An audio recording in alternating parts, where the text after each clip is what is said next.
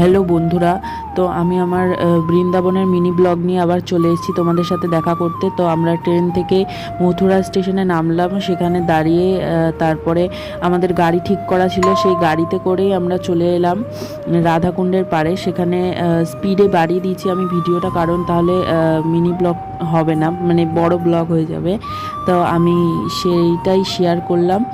তো আমি গিয়ে নামলাম একটা গৌড়ীয় মঠে, সেখানে ভাড়া দিয়ে থাকতে হয়। তোমাদের এসি ঘর আছে, গিজার আছে, সব কিছুই আছে, তোমাদের সুবিধা মতো তোমরা ইচ্ছা মতো থাকতে পারো। সেখানে গিয়ে আমরা গৌড়ীয় মঠে থাকলাম এবং পরে বেরিয়েছিলাম একটু রাধাকুণ্ডের পাড়ে ঘুরতে।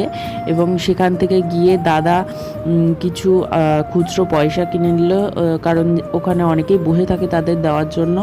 এবং লাস্টে আমরা একটা ইস্কন মন্দিরে ঢুকলাম রাধাকুণ্ডের পাড়েই। মিনি ব্লগের জন্য সাবস্ক্রাইব করো, বাই।